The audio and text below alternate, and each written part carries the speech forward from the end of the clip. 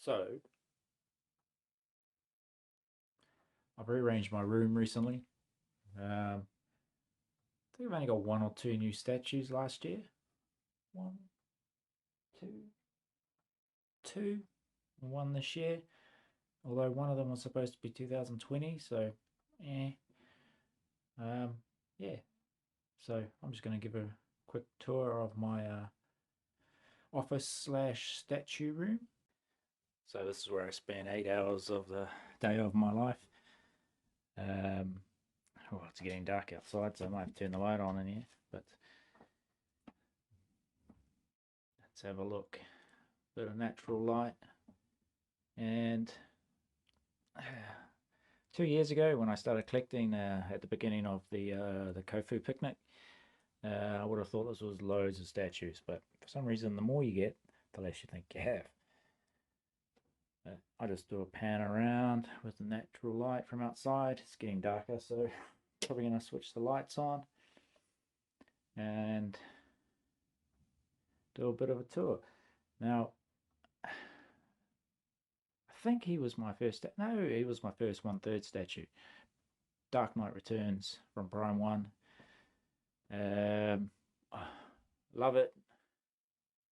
No plans to ever upgrade him or get rid of him. My very first statue was this guy here, Sideshow's Prime One, Superman, premium format, and love this. This was when I got it, my ideal Superman. Love the suit, love the physique on it. But over 2 years, I think I could upgrade it to something else at some point. I'll see how it goes, but until then, this is the Superman that I like. Over here, we have the Call to Action Superman from Sideshow Collectibles as well. I think I got him late last year, possibly. Long time waiting, like every effing statue, but oh, it's brilliant. I mean, it looks pretty basic in photos and videos, but you know, it's different, and you know, like the name says, call to action. It's very action posed. And over here, we have potentially my favorite, if not favorite, equal for first place. Technically two statues, but it's a diorama. XM Hulk transformation. If I love this, I saw it when it first came out, and it was probably my first 6 months of, you know, my life, looking at statues, and I just thought the price on this was just insane. Can never spend, I think it was like £1,000 at the time, which now is nothing. Statues have gone up so much, but I end up paying twice retail to get this after the fact. So if you're ever on the fence about a piece that you absolutely just love, just get it at retail. Don't dick around. Worst case scenario, you change your mind, you can probably sell it, close to, if not more, worst case, slightly less. With him, that's not the case. Pan around to over here, you have Bermejo Joker. Yeah, I like him probably equally as much as XM Hulk transformation. Prime One, Bermejo Joker. Effing love this piece. Again, you got to see it in person to see how amazing it is. It's just the detail on it. It just puts most quarter scales to shame. Unfortunately, I don't have the space or the money these days to fill my house full of Prime One pieces. Otherwise, I probably would. Up here, we have the Delauto art print signed. I just recently had this framed to match the Sideshow framing and mounting. If you have a look, it looks very familiar. I had this in its tube for about a year up until recently, and it's just so good to have it on the wall now. If I love it. I had my Joker art print Killing Joke one here in the middle. This is now centerpiece. So while I'm talking about it, I pan around. Here we have the Teenage Mutant Ninja Turtles. This was quite an old print, but I picked up on eBay a couple of years ago when I first started collecting. And another awesome piece from Sideshow, the Killing Joke. And down below here, that's my workstation where I earn the money to pay for the statues. And a recent purchase, because I was starting to have back issues with my old office chair. I got the Secret Lab Superman chair. Really comfortable, and again, if you spend 8 hours a day in a chair, don't be skint. Get something decent. Down here, I have my collection. I started getting Calics. I wasn't sure whether I could get the 1/3s on there, but they're perfectly fine. They hang over the back and the front by 3/4 of an inch. But yeah, stable as. I give them a bit of a shake. They're not going anywhere. So yeah, my collection is still growing for books, but to be honest, I try to hold off buying until I can catch up with my reading. I've probably barely read 10% of my books. You spend all your time earning money to buy books, and then you got no time left to read the books. So here we have just a small Marvel collection, TMNT, which I really want to get into reading, but again, there's always something to read. Lock and Key, I've read it, way better than the TV show. Arrow County, I heard really good things about it. Second volume is, for some reason, really hard to get, even harder than the first volume. So I've got volume 1 for now. If I really enjoy it, I might pay the price for the volume 2 if one ever comes up. And a recent recommendation, I asked on one of the groups, which Green Lantern omnibus should I get? And majority of people pretty much Jeff Johns run. So got volume 1. Once I get to the end of that, if I love it, I'm going to get volume 2, and so forth. Get volume 3. Infinity Crisis, Batman and Robin, and Superman: The Exile. I still haven't read yet. Over here, books that I have read: Injustice, If and Love It. Volume 2, not quite as good, but if you read volume 1, you have to read volume 2. It's kind of like, you can't really watch Back to the Future Part 1 without watching Back to the Future Part 2 and Part 3, even though they may not necessarily be as good. I never thought 3 was as good, but some people actually prefer it.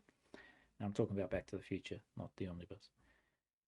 And then down here I've got some more just hardcovers and some trades. That's where I started with my buying, but then about a year or so ago I decided, if possible, I'll wait for the omnibus. Like most people, I just like that reading format, and it looks good on the shelf, doesn't it? You can clearly see what you've got when you look at them. Down here, they kind of just get lost among themselves. You have to look close to see what you've got. Invincible, still need to read that. I planned to read it before the show came out, but just didn't happen. And most of these are Batman ones. I've read most of them. Deceased, I really hope they come out with an omnibus with all the Deceased stories. I really enjoyed that, especially the first one. I think there's a bit of a theme to the things I like. Injustice, Deceased, the Elseworld stuff. I don't even buy the main continuity comics. I just can't keep up. Everything changes and gets reset so often. The standalone stories is pretty much where I go. Down here, Swamp Thing by Alan Moore. Everyone raves about it, and I've always liked Swamp Thing, even though I've never really read his comics. So I got that. Just didn't get into it. Yep, a lot of people right now are going, what the fick? But I don't know. Maybe I'll get the second volume and read that as well. See if it picks up. But yeah, a few other trades in there, and another series I couldn't get into, Berserk. Yeah, I just couldn't get into it. I mean, I read the first. I can't remember if I finished the second book, to be honest. But I read through, and it was first book was really quick page turner, hardly any words, just a lot of action, boom boom. But by the time I got partway through the second book, I just was thinking more about the next book I was reading or wanting to read. And when you're reading a book, thinking about the next book, it's probably not for you, that book that you're reading. And a few Dragonlance books. Just got them for nostalgia, really. I want to reread them because I read them as a kid. Down here, short boxes. These are pretty much got all my latest subscriptions. Again, when I subscribe to comics, they tend to be limited runs. So I subscribe to sort of, the first 6 issues. And then, the subscription ends on its own. So I don't have to keep track of subscriptions and, realize that I've been subscribing and getting a book for 2 years and I haven't even read them. If I subscribe to limited runs, the subscription ends on its own, whether I read it or not. And then they're always here when I get around to reading them. And that's pretty much my tiny office. Dog bed. That's where my dog sleeps while I'm working. At some point, I'll have another shelf in there, and it's very likely I'll have the PCS Last Ronin in there underneath Hulk. Yeah. Oh, I missed the Daniel Bell bust.